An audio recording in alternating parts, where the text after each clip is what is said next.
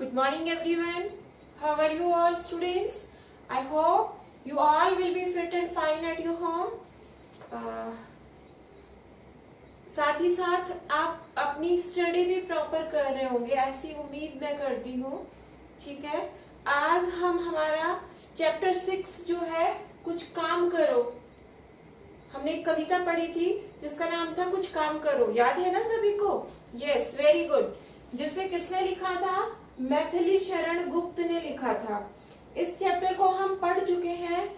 हमने पढ़ा कि किस तरीके से कवि ने कहा कि भाई हमें कुछ ऐसे काम करने चाहिए ताकि हमारा दुनिया में नाम हो, हम अमर हो जाए.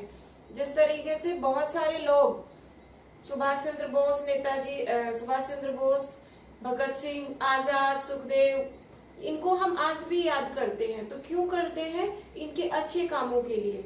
तो हम भी कुछ ऐसे काम करें कि हम लोग इस दुनिया में अमर हो जाएं. भगवान ने हमें हाथ दिए हैं, उन हाथों को हम सही से यूज करें. भाई हाथ क्यों दिए भगवान ने? काम करने के लिए. तो उनसे हम कुछ काम करें. और फिर भी सभी भगवान ने हाथ भी दिए, सभी जरूरी चीजें भी दी, उसके बाद भी अगर हम कुछ नहीं कर पा रहे हैं, इसका मतलब वो भगवान की गलती नहीं है, वो हमारी अपनी गलती है. ठीक है, तो ये कविता हमने पढ़ी थी जिसे राष्ट्र कवि मैथिली शरण गुप्त ने लिखा.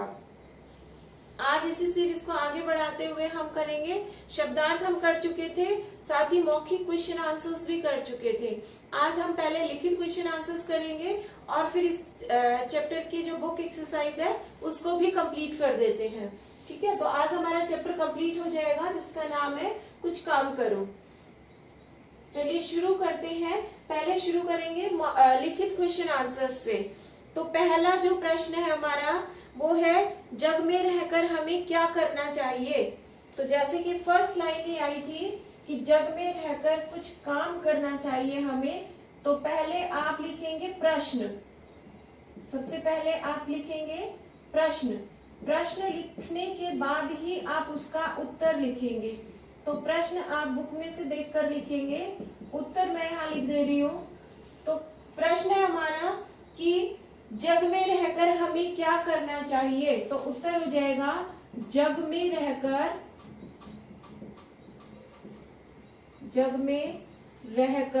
हमें काम करना चाहिए. काम करना चाहिए, ये हो जाएगा हमारा फर्स्ट क्वेश्चन का आंसर. जग में रहकर हमें काम करना चाहिए. उसके बाद है नेक्स्ट प्रश्न नंबर 2.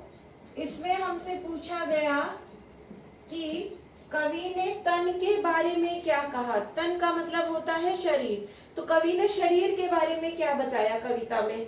तो याद करिए, लाइन आई थी कि जो शरीर भगवान ने हमें दिया है, जो तन हमें भगवान ने दिया है, कुछ तो उपयुक्त करो तन को. कि भगवान ने जो शरीर दिया है उसका कुछ तो सही से उपयोग करो. तो इसमें हमारा आंसर हो जाएगा कवि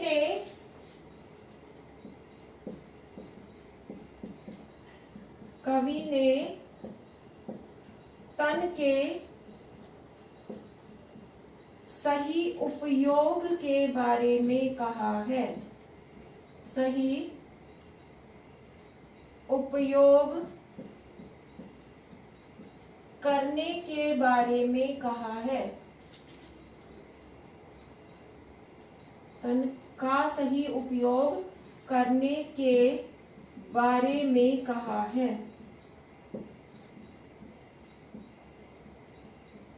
फिर से देखिए आंसर.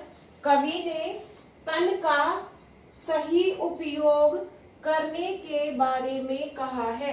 कि कवि ने कहा है कि भगवान ने जो तन हमें दिया है, जो शरीर हमें दिया है, उसका हमें सही से उपयोग करना चाहिए. तो ये कवि ने हमें शरीर के बारे में बताया.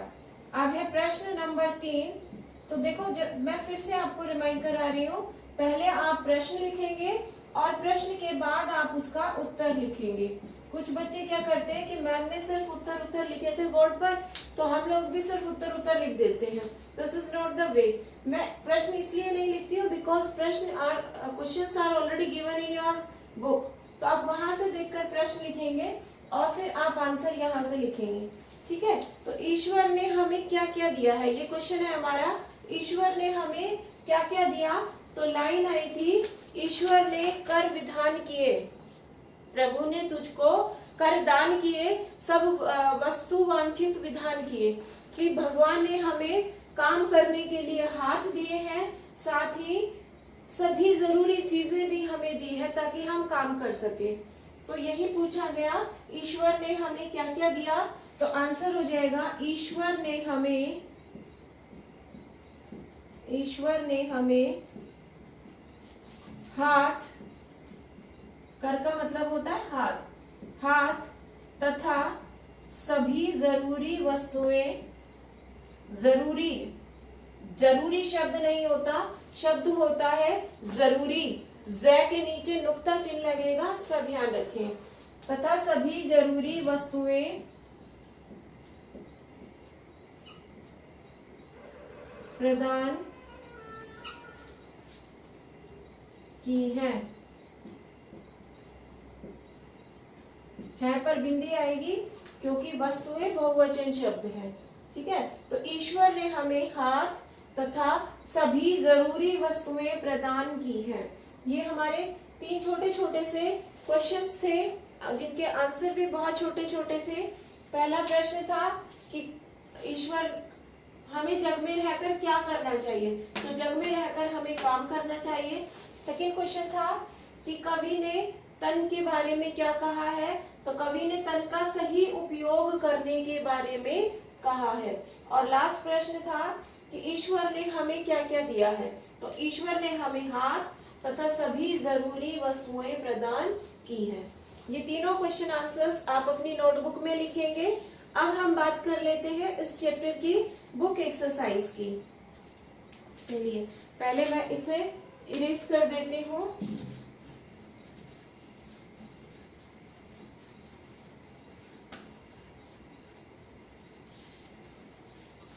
पहला जो क्वेश्चन है, कविता की पंक्तियों से कुछ शब्द छूट गए हैं।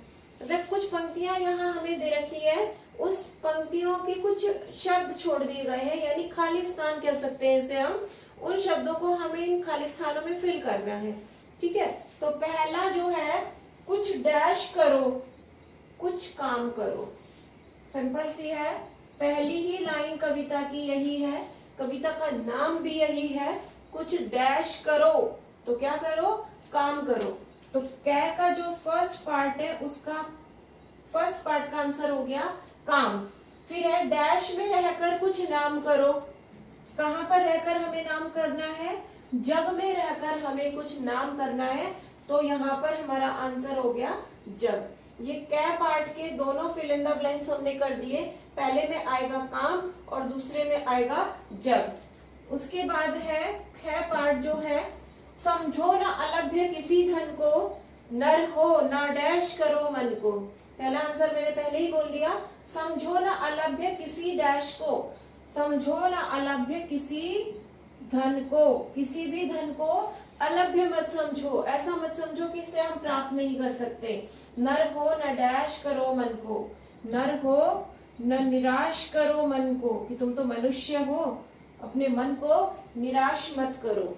तो ये हो गई हमारी प्रश्न नंबर जो 3 था, उसकी कविता की पंक्तियां हमने पूरी कर ली है इसमें। अगला प्रश्न हमारा भाषा की दुनिया का आ जाता है, जिसमें प्रश्न नंबर 2 दिया गया है। प्रश्न नंबर 2 में हमसे पूछा गया, संयुक्ताक्षर शब्द चुनकर हमें लिखने हैं। सबसे पहले बात कर लो संयुक्ताक्षर शब्द क्या होते हैं, ये समझ लीजिए। संयुक्ताक्षर यानी ऐसे वर्ण जिनमें एक वर्ण आपके पास आधा आएगा और दूसरा वर्ण आपके पास पूरा आएगा, तो ये संयुक्ताक्षर कहलाएंगे। ये एक जैसे भी हो सकते हैं, अलग भी हो सकते हैं। जैसे ये यहाँ पर ऐसे भी हो सकता है धन्य, तो धन्य में न आधा और यह पूरा, ऐसे ही तय आधा त पूरा। इस तरीके से जिन वर्णों में एक वर्ण आधा आएगा दूसरा वर्ण पूरा आएगा, वो वर्ण कहलाएंगे हमारे संयुक्ताक्षर। तो हमें इस कविता में से कुछ ऐसे ही संयुक्ताक्षर वाले शब्द लिखने हैं जिनमें एक वर्ण आधा आया होगा और दूसरा वर्ण पूरा आया होगा। तो देखिए, पहला हम शब्द लिखते हैं व्यर्थ, ठीक है, प्राप्त,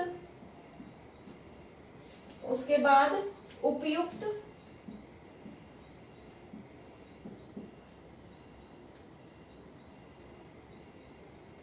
उपयुक्त हो गया, और एक हो जाएगा हमारा अलभ्य। ये चारों ही वर्ण शब्द जो है ये आपकी कविता में आए हैं। पहला देखिए व्यर्थ, व्यर्थ में वह आधा यह पूरा, ठीक है, तो यानी कि ये संयुक्त अक्षर है। प्राप्त में प आधा तय पूरा, इसका मतलब ये भी क्या है, संयुक्त अक्षर है। ऐसे ही उपयुक्त में क आधा फिर तय पूरा, ये भी संयुक्त अक्षर है। और लास्ट है अलभ्य शब्द में भ आधा यह पूरा, तो इसका मतलब ये चारों जो हमने शब्द लिखे ये चारों ही शब्द हमारे संयुक्त अक्षर शब्द के उदाहरण हैं, संयुक्त अक्षर यूज हुआ है इनमें, ठीक है। अब अगला प्रश्न देखते हैं, प्रश्न नंबर 3। प्रश्न नंबर 3 में तुकांत शब्द हमें लिखने हैं। अब आप सोच रहे होंगे कि आखिर तुकांत शब्द होते क्या है, किन्हें हम तुकांत शब्द कहते हैं। तो तुकांत शब्द का पहले अर्थ देखिए, तुक प्लस अंत, इसका अर्थ क्या होगा, तुक प्लस अंत, अर्थात इंग्लिश में इसे हम राइमिंग वर्ड कहते हैं। अर्थात जब आप कोई शब्द बोलते हैं उसी के जैसा साउंड करने वाला नया शब्द जब उसके साथ जोड़ दिया जाता है तो वो कहलाता है तुकांत शब्द। जैसे गाना, खाना, ठीक है, जाना, आना, ठीक है। उसके बाद हम बात करें यहाँ, वहां, तो देखिए सुनने में वर्ड जो लास्ट का साउंड आता है वो उसमें सेम आता है, यही कहलाते हैं तुकांत शब्द। तो यहाँ कुछ शब्द दिए गए हैं, उनके तुकांत शब्द हमें कविता में से चुनकर लिखने हैं। तो पहला दिया जैसे काम, तो काम का हो गया नाम, ये हो गया कै। फिर ख में दिया अहो, अहो का तुकांत हो गया कहो। लास्ट वर्ण देखिए, इसमें भी मैं है, इसमें भी मैं, इसमें हो तो इसमें भी हो। उसके बाद तन शब्द दिया, तन का हो जाएगा मन, न, इसमें भी न। और लास्ट शब्द है हमारा दान, तो दान में देखिए लास्ट में न आ रहा है तो उसका तुकांत शब्द हो जाएगा विधान, विधान में भी लास्ट में न आ रहा है। तो इस तरीके से आप लास्ट वर्ण को मिलाकर तुकांत शब्दों की रचना कर सकते हैं। ये हो गया तुकांत। कविताएं जो होती हैं वो अक्सर तुकांत में ही होती है, यानी उनके लास्ट के वर्ण जो है वो सेम होते हैं। अगला जो शब्द क्वेश्चन दिया, इसमें हमें नए शब्द बनाने हैं। कुछ इस तरीके से ये शब्द दिए गए हैं। प्रश्न नंबर 4 की बात कर रहे हैं हम। इसमें एक वर्ण दिया और ऐसे कुछ नए शब्द हमें बनाने के लिए कहा। शब्द है लभ्य के साथ जुड़ेगा तो क्या बनेगा, उसके बाद सत्य शब्द और उसके बाद है हिंसा। इन शब्दों के आगे हमें आ शब्द जोड़ देना है। ए शब्द जोड़कर नए शब्द जब बनाएंगे तो पहला शब्द बनेगा अलभ्य, पहला शब्द बनेगा हमारा अलभ्य, दूसरा शब्द बनेगा हमारा असत्य और तीसरा शब्द बनेगा हमारा अहिंसा, ठीक है। तीसरा क्या शब्द बनेगा हमारा अहिंसा। अब देखिए लभ्य का शब्द का अर्थ हो गया जो प्राप्त किया जा सके और अलभ्य जिसे प्राप्त नहीं किया जा सके। सत्य मतलब सच और असत्य मतलब झूठ। हिंसा जिसमें मारकाट हो और अहिंसा जो काम शांति पूर्वक हो। इसका मतलब इन शब्दों के सामने हमने आ शब्द जोड़ दिया तो ये ए शब्द जोड़ने से ये इनके विलोम शब्द बन गए हैं, ये आपको ध्यान रखना है। उसके बाद अगला वर्ण भी हमारा ऐसे ही दिया हुआ है, ख वर्ण दिया गया। इस ख वर्ण के साथ हमें 3 नए शब्द बनाने हैं और वो शब्द किस किस, उप शब्द दिया गया है, सॉरी उप शब्द दिया गया। उप के साथ हमें नए शब्द जोड़ने हैं। पहला हो जाएगा हमारा युक्त, फिर उसके बाद है वन और तीसरा है देश।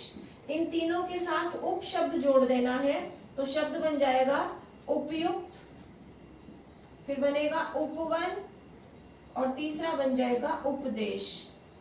तो ये भी विशेष अर्थ बन गए हैं इनके। देश का मतलब होता है कंट्री और उपदेश मतलब किसी के वचन। ऐसे ही वन जंगल और उपवन मतलब बगीचा। युक्त मतलब किसी चीज से के साथ और उपयुक्त मतलब जो उचित हो। इस तरीके से इनके नए अर्थ निकल कर आए हमारे सामने उपशब्द जोड़ने के बाद।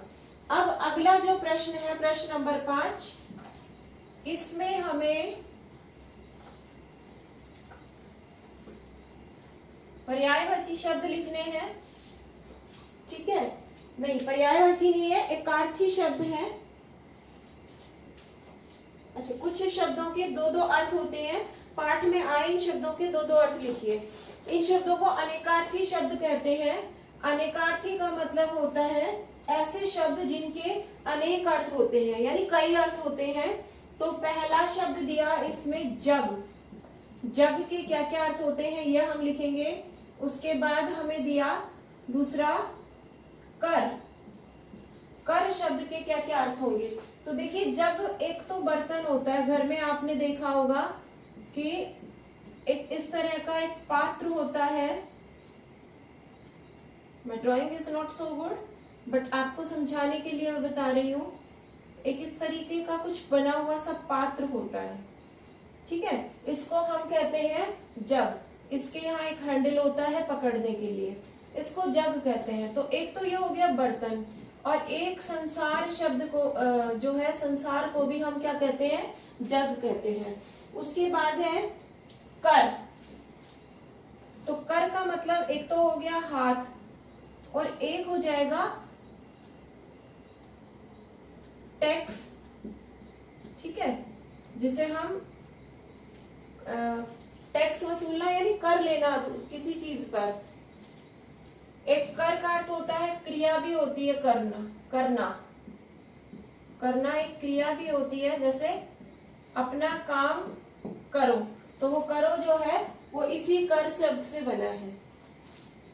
अब अगला जो प्रश्न है हमारा प्रश्न नंबर 6।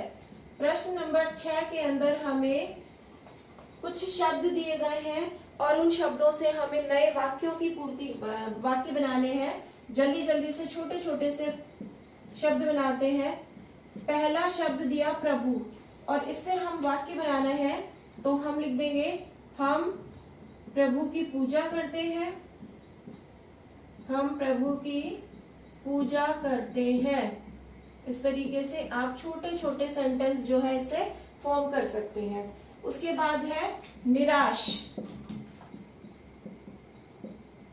निराश शब्द, हमें कभी निराश नहीं होना चाहिए। कवि ने भी तो यही कहा है कि नर हो न निराश करो मन को। हमें कभी भी निराश नहीं होना चाहिए। ये हो गया हमारा। अब जिन शब्दों से हम सेंटेंस बना रहे हैं उनको साथ साथ आप अंडरलाइन भी करते रहना, ताकि आपको पता रहे कि हम किस शब्द से नए वाक्य बना रहे हैं। फिर है दोष।